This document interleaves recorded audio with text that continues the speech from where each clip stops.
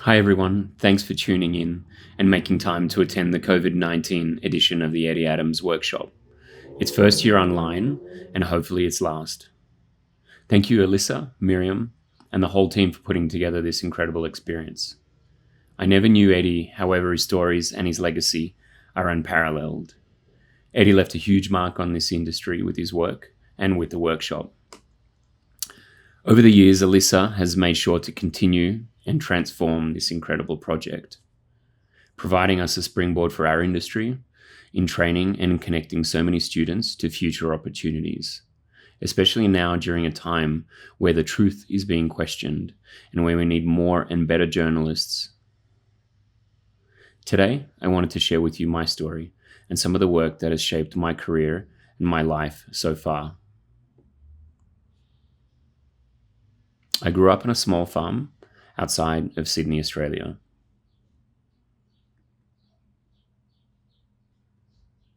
My father was an engineer and a farmer. My mother not only raised 3 children and worked with Dad, but ran the family business of fixing and maintaining refrigerators and air conditioners.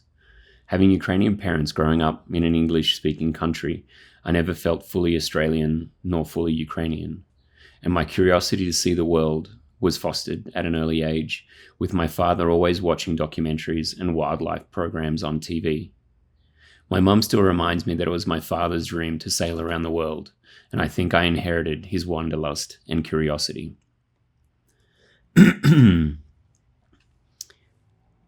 We had one box film camera and later a Polaroid, and I remember taking photos of everything around me, starting with the farm, family, friends, and animals.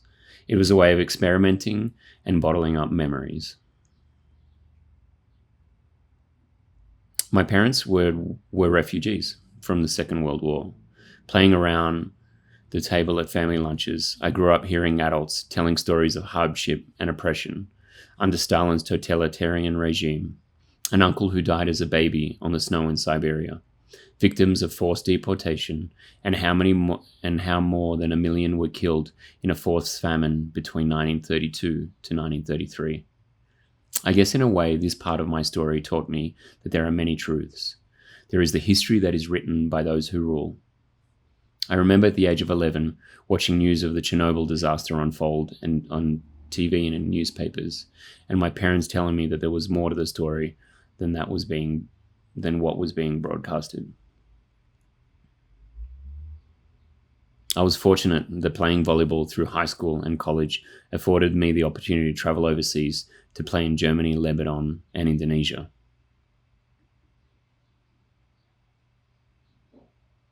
I'd marveled at National Geographic magazines as a kid, imagining myself with the gorillas in the Congo or careering down the Amazon, avoiding piranhas and boa constrictors.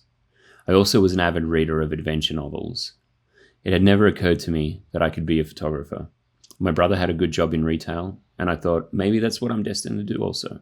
Something responsible and something steady.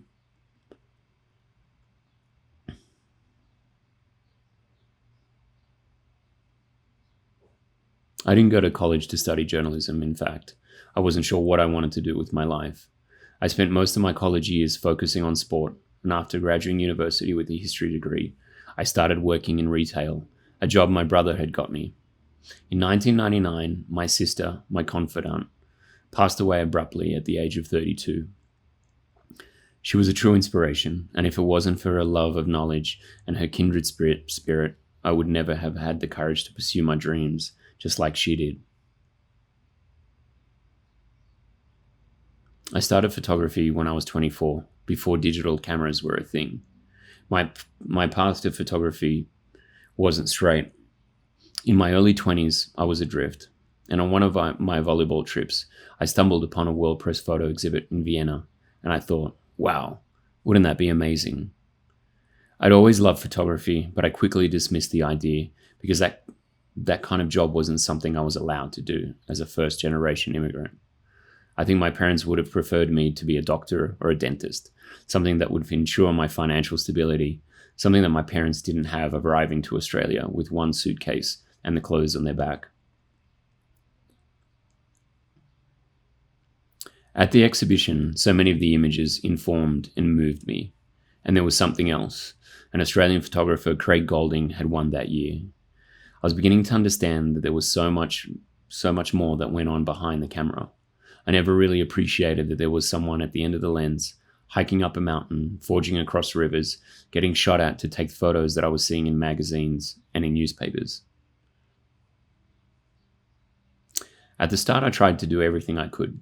I signed up for photography courses, I read magazines and books, I went to exhibitions, I started taking photos of sport as it was something that I knew through volleyball. I kept working in retail, selling mobile phones to fund my new obsession, and I was terrible at taking photos. I got a break shooting sport games on weekends for a man who ran a photo agency out of his backyard. My first assignment was photographing school sports and later selling the photographs to their parents. I was absolutely terrified. I was intimidated by the whole process, the equipment, the focus, missing the moment, and confronting my own images and my boss, who was very critical. And this here is the first portfolio I showed to get my first job.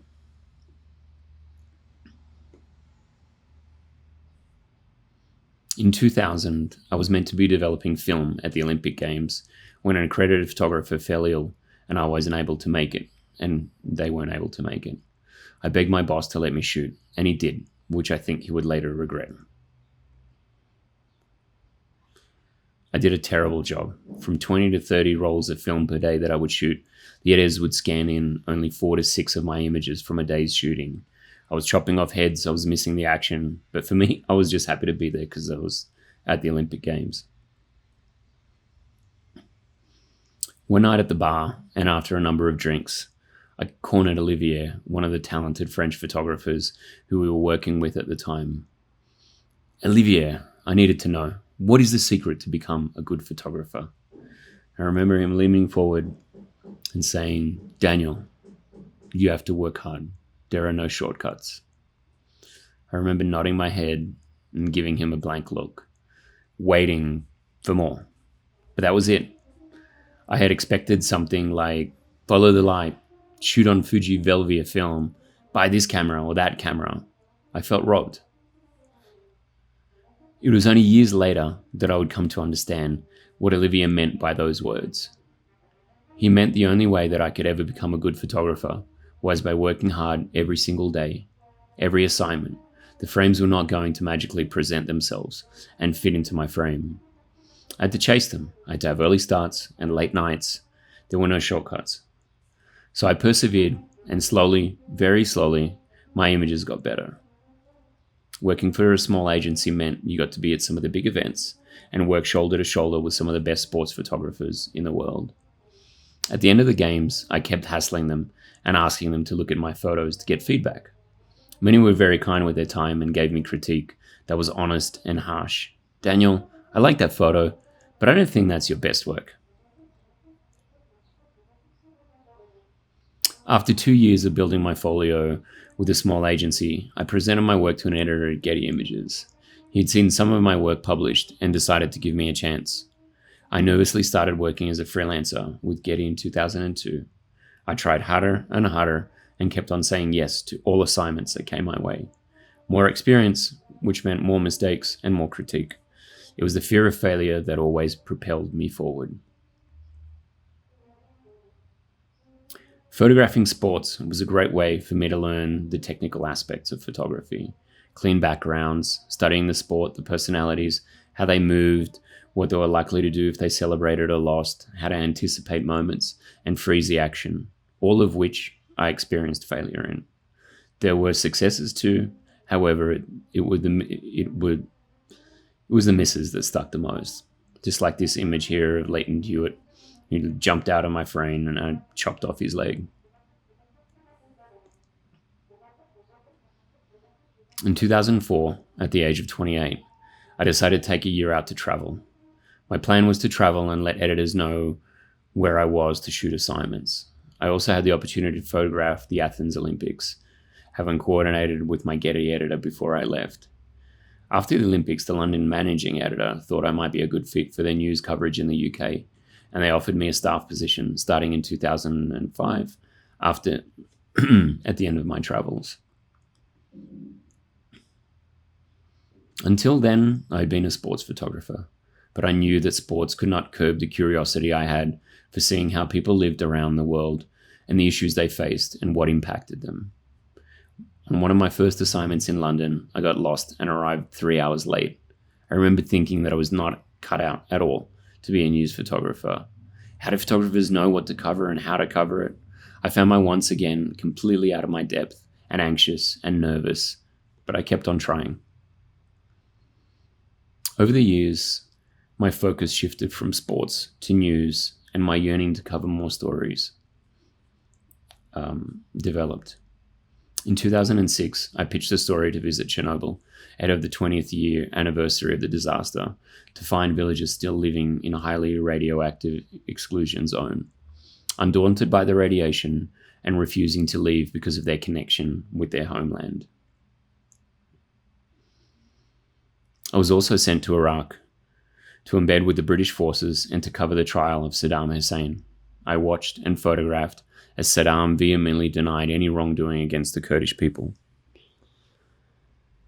During the start of the Anfal trial, I really felt I was watching history unfold in front of me. A few months later, Saddam was dead.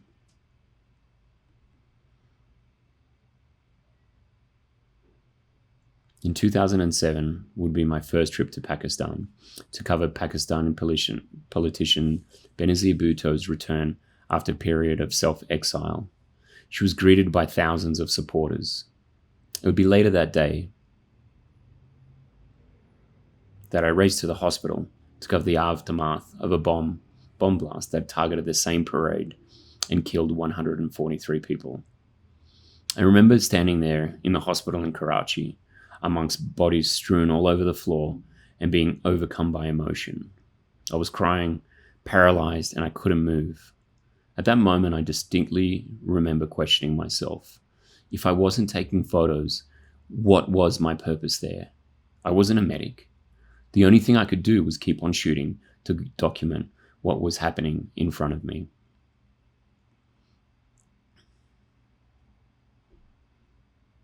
In 2009, 10 years after Anna's passing, I had the opportunity to move to India with Getty Images, covering the region, focusing on stories in India, Pakistan, and Afghanistan, working more on social issues, child labor, those affected by war, but always drawn to people enduring hardships and the resilience of the human spirit.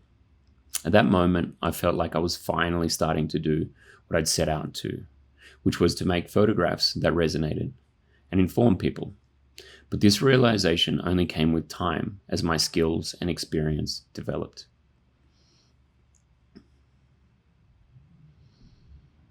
The 2010 floods in Pakistan would be a story that fundamentally changed the way I approached my work.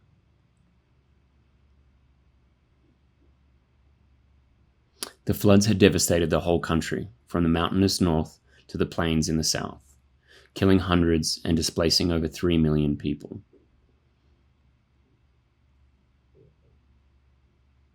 I hit the story hard, moving quickly to arrive only a day after the floods began, working long days to report as much as I could. Working together with a colleague and fellow agency photographer, we talked our way onto an army helicopter. After many hours of waiting, we had to convince them to let us on. We felt that covering the story from above was the only way to show the scale of the devastation that we were seeing on the ground. There was so much flood water covering farmlands that from above it looked like a sea. The day after, an image from that day's coverage made its way onto the front page of a newspaper in Dubai. The headline read, "Pakistan needs aid." We showed the front page to a commander in the Air Force, and he granted us further access.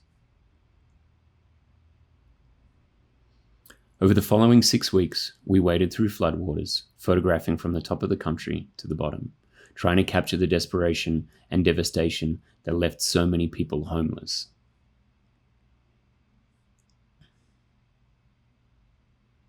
The images were published in the New York Times, Time magazine, and in numerous publications worldwide. This image was taken, if you can believe, 6 weeks after the start of the floods. It became a challenge to keep the story in the news. The next year, the images were recognized by World Press Photo, winning first place in the news stories category. At that point, I felt I'd played a part in telling the story of the floods, documenting the disaster with powerful photographs that the world had to see.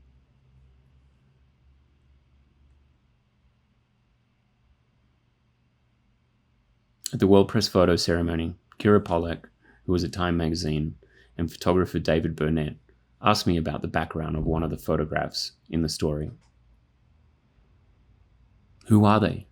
Where are they going? They asked about the photo. Embarrassed, I replied, I have no idea. On that day, I'd been wading through floodwaters to get back to our vehicle. I was with a colleague and we had walked out a few miles too far and needed to get back before dark. I didn't speak the language, I didn't have a fixer or translator with me.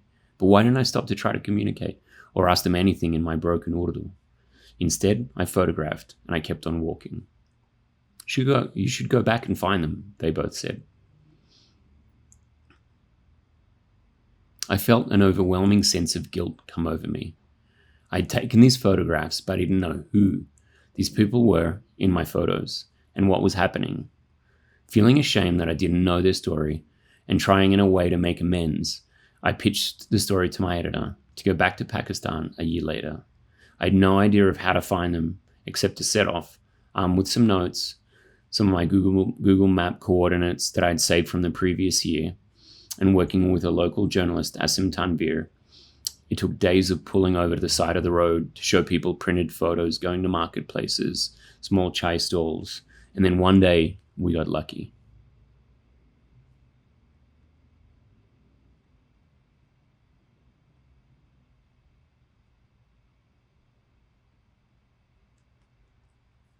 We found them, and I conducted the interview that I should have done a year ago.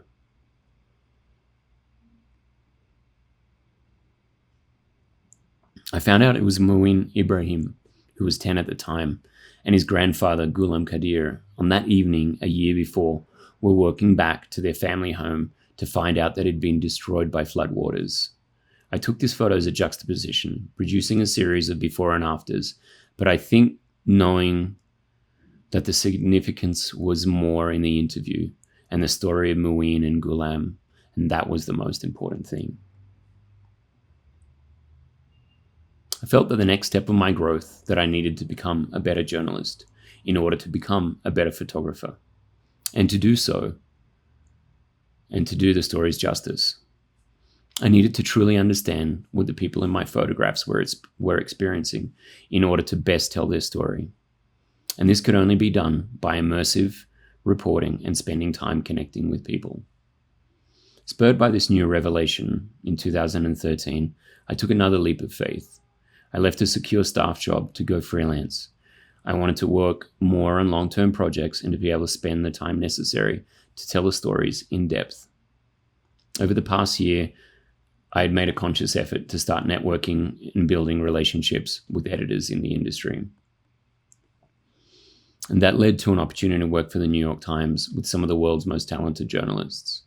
I had my start in Afghanistan and worked for 3 months based out of the Kabul bureau, covering stories with the journalists there. First one was on malnutrition, and that despite years of Western involvement and billions of dollars in humanitarian aid to Afghanistan, children's health was not only still a problem, but it was worsening. In the Bose Hospital in Lashkar Gah, Afghanistan, an 8-month-old boy named Samila suffered from marasmus, a form of advanced malnutrition, was being held by his mother.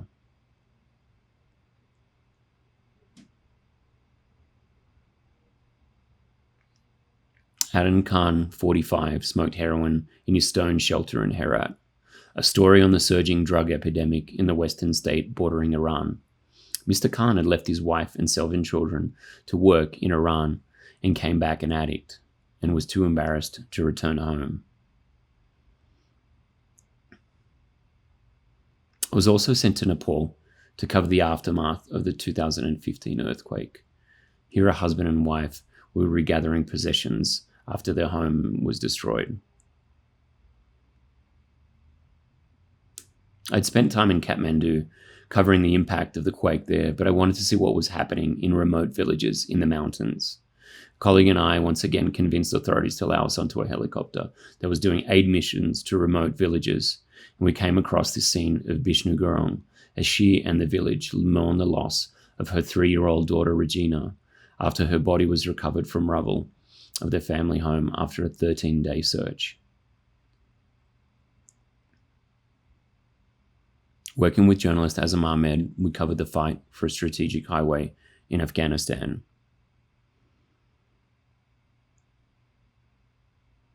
And then in embed with the Afghan National Army that was experiencing major losses against the Taliban.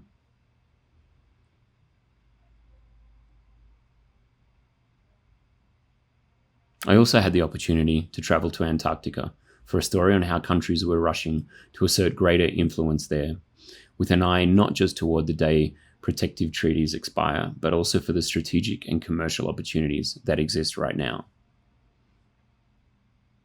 There I photographed workers from the Russian and Chinese stations as they traveled back to their base in a snowmobile after a party at the Uruguay base, a farewell to the team departing after their year-long deployment. In India, I worked on a story covering the Indian elections in 2014, when Narendra Modi of the BJP tapped into the frustration with the governing Congress party and secured a historic victory.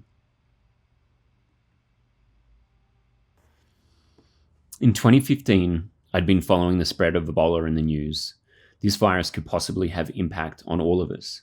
So when David First, international editor of the New York Times, called me and asked me whether I was interested in covering the story, I immediately said yes, without hesitating. It was only when I put down the phone that I then started thinking of safety and how I could cover a story like this. At that time, there was no vaccine or cure for the virus. I reached out to a colleague and friend, John Moore, who had been covering the story and was in Liberia at the time. John said, "Don't worry, man. There's a safe way to cover the story," and sent me a list of PPE he had been using. I ordered the equipment straight away, made my preparations, packed my gear, and flew to Liberia.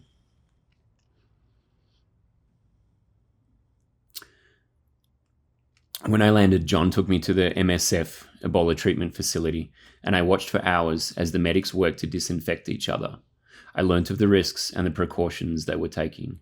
This would set the scene for the next few months of coverage. As the spread of Ebola epidemic accelerated in 2015, Liberia's national health system collapsed, inundating hospitals and closing many clinics. Thousands of people died before international aid organizations had built Ebola treatment centers with enough resources to care for the sick.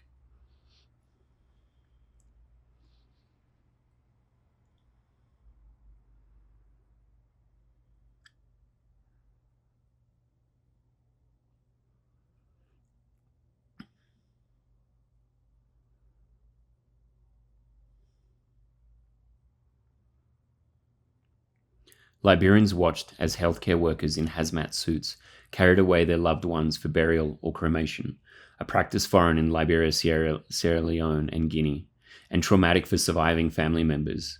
Here, Eric Guia grieved as he watched members of a Liberian Red Cross burial team carry the body of his father, Ofori Guia, 62, a suspected Ebola victim.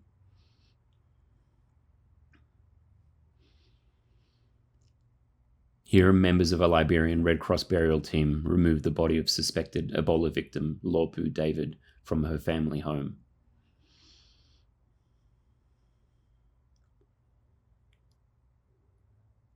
As the year wore on, the end of the epidemic was nowhere in sight, with Sierra Leone facing a resurgence later in the year. One Sunday morning, we were driving and were stopped as a crowd of more than 100 people had gathered. Esther, a 5-year-old girl who would later die of Ebola, was lying on a sidewalk.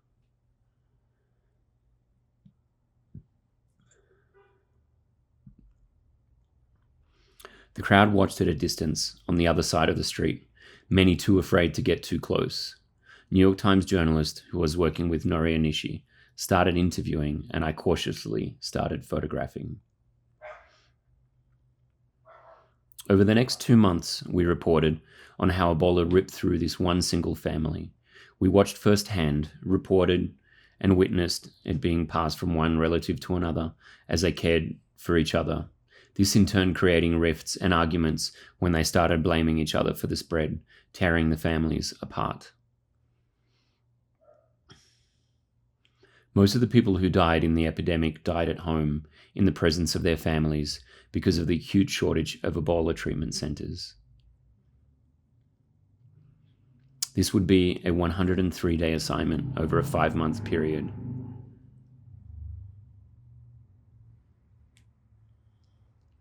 I'd been covering a lot of death and chaos in the streets, covering heartbreaking story one after the other. Here, James Dorber, who was 8 at the time, was carried off by health workers to be taken inside of a clinic. James died moments after being carried in, but not after his father, for hours, waited for the clinic to clear the dead to make space inside for more patients to be admitted. Edward, James's father, could not hold his son in his last moments of life due to the infectious nature of the virus. It was heartbreaking to watch a father helpless to help his son, and then to be carried away like a bag of trash due to the infectious nature of the virus and the inadequate clothing of the health workers. Weeks later, with a medical writer, we embedded an Ebola treatment facility run by the International Medical Corps, located in the jungle 3 hours drive from the capital Monrovia, and based ourselves there. The plan was to spend time covering cases, but also to get to know the workers, volunteers, and documenting their work and its challenges, and also listening to how and why they were there.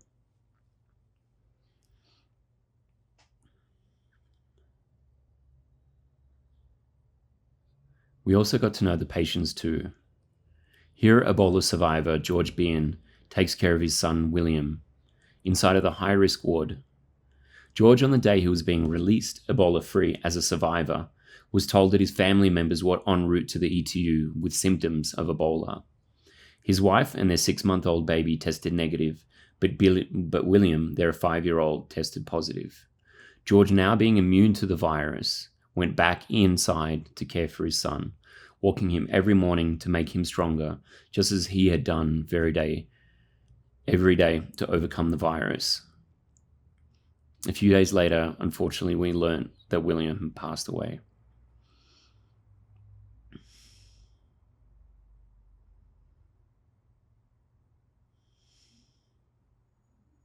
After so many weeks of covering the death toll, we looked at a different way to tell the story. I wanted to focus on the volunteers, the workers, and of the survivors at this one specific Ebola treatment facility in Bong County. The idea was to set up a studio in the Ebola treatment center, and as I didn't have any lighting equipment with me, I drove 3 hours to the capital to buy supplies. As a backdrop, I acquired bed sheets, and for lighting, at a department store, industrial lights normally used for nightly construction to blow out the background. I wanted to show the dignity and sacrifice and their pride. Every day there were incredible tales of bravery that I was hearing and wanted to share, of people going beyond the call of duty to risk their lives working in Ebola treatment facilities, caring for the sick. This is a photo of Sam Siakor, one of the supervisors in the clinic.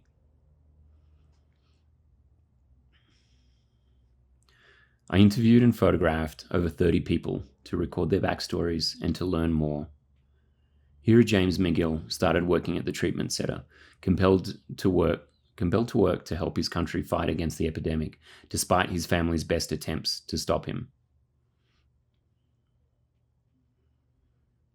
Junior Samuel, 8 years old, fought for weeks at the center to overcome the virus, but managed to pull through.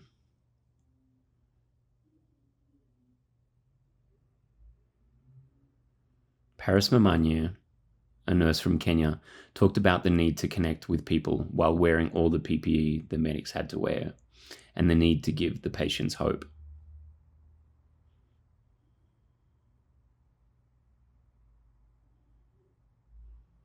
Lieutenant Commander Ben Espinosa worked as a microbiologist in a mobile laboratory set up by the US Army. Ben spoke of his highlight of meeting some of the patients as they were being released Ebola-free to wish them well. He had monitored their progress through analysing their blood tests, but only having known them as specimen numbers. Otis Barr, one of the grave diggers, took the opportunity and also faced the risk to work at the clinic in order to provide for his family. Here, Moses Tarkula, 29, a disinfectant sprayer, spoke of the fears he faced and how he was able to overcome them with his faith.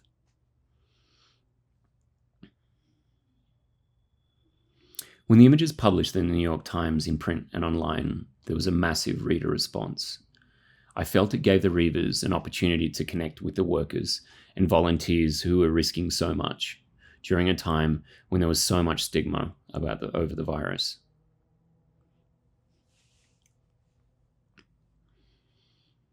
The next area I worked on in the Philippines would be a very different story.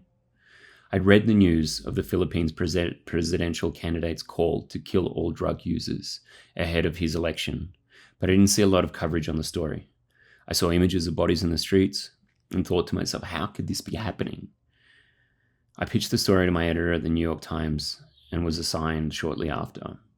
During this time, I felt within me a growing responsibility once I saw the impact that photographs could have when published.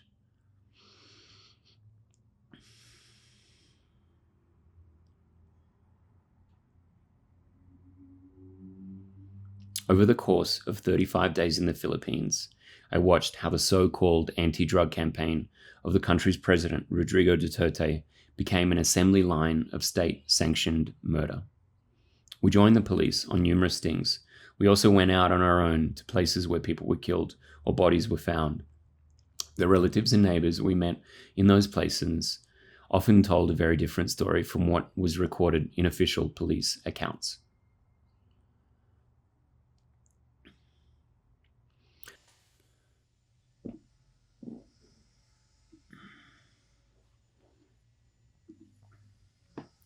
During the 35 days, we reached 41 crime scenes with 57 fatalities.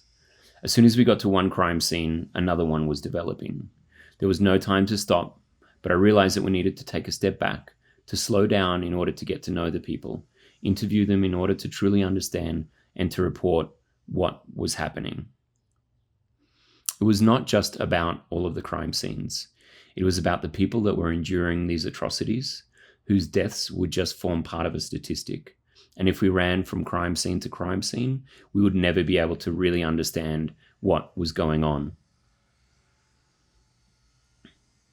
I accompanied the mother of Danilo Depardin as she negotiated with the funeral parlor owner to lower the price to pay for her second son's burial.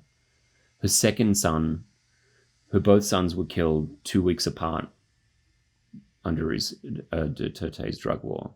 I saw bodies piling up in morgues stacked like firewood, a direct result of Duterte's campaign. Erica Angel Fernandez's body was found in the street, resting on a pile of garbage, a few hours after she was gunned down by masked men. Edwin Mendoza Alon was also killed by an unknown gunman while working his shift selling bus tickets in front of a 7-Eleven. Nanlaban is what the police call a case when a suspect resists arrest and ends up dead. It means he fought it out. That is what they said about Flor Cruz, whose body was being carted away by a funeral home when I arrived at his home in the Caloocan neighborhood just before 11 p.m. one night. His bloodstains were visible across the floor of his family home. And according to his grandma, he was sitting in the room fixing her transistor radio when the police stormed in, ordering her to leave. Moments later, Flor John was shot dead and executed.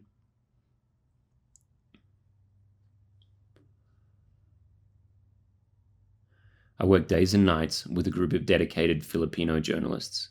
We all shared information and shared a sense of responsibility to keep covering these killings that were happening every single day.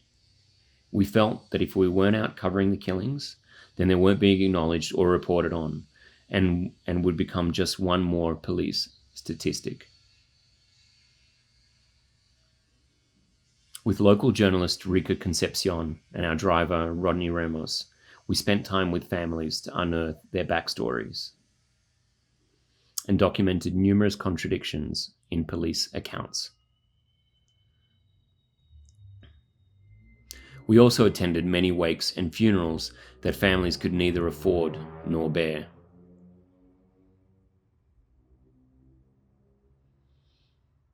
I could have never been able to fully understand what was going on if it wasn't for the local journalists, our fixers, drivers, and the families that allowed us into their lives.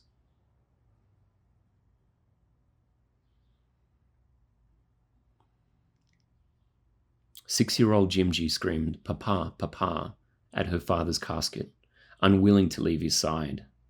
This is just one of many families that went through this loss. For every funeral we attended, there were dozens we couldn't get to. But this photo will represent in many ways what thousands of families went through, the suffering and the impotence that an authoritarian regime can inflict on its people.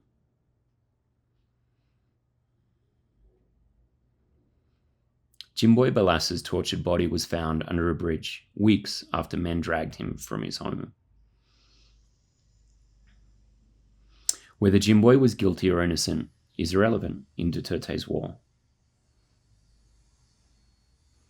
Many people aren't aware of their rights or can't afford a lawyer to uphold them.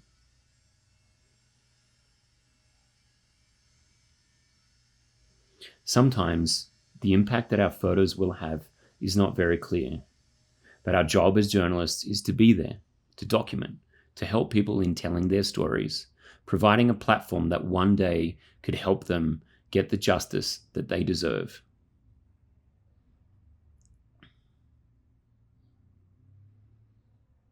It is why continued coverage of the anti-drug campaign is critical.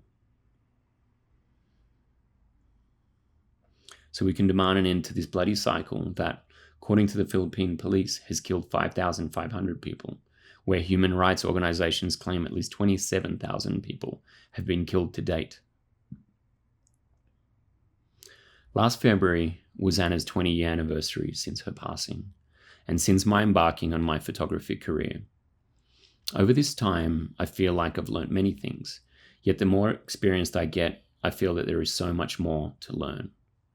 We as photojournalists have a lot of privilege, and it is time for us to acknowledge it and to question it. And more than anything, we need to work respectfully and to understand the responsibility of our work.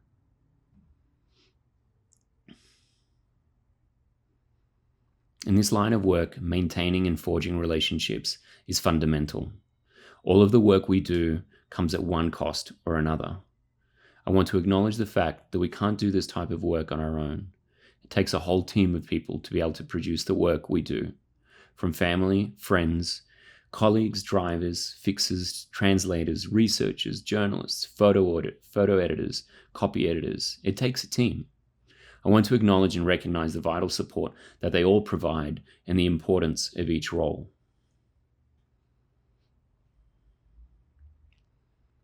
Our work serves as an important historical record. Through our images and words, we have the privilege of inviting people all over the world to enter the lives of others. There is tremendous potency in that. Some people embrace it, others resist. Some people's question, others object. Our work can foster awareness, encourage understanding, remove barriers, and dispel myths. It takes courage to wonder. The truth is a luxury that many people cannot afford, and it is our job to connect, to inform, and to hopefully ignite a spark that will call people to action. Thank you so much for your time and the Eddie Adams workshop in providing the opportunity to allow me to share my story with you today. Thank you.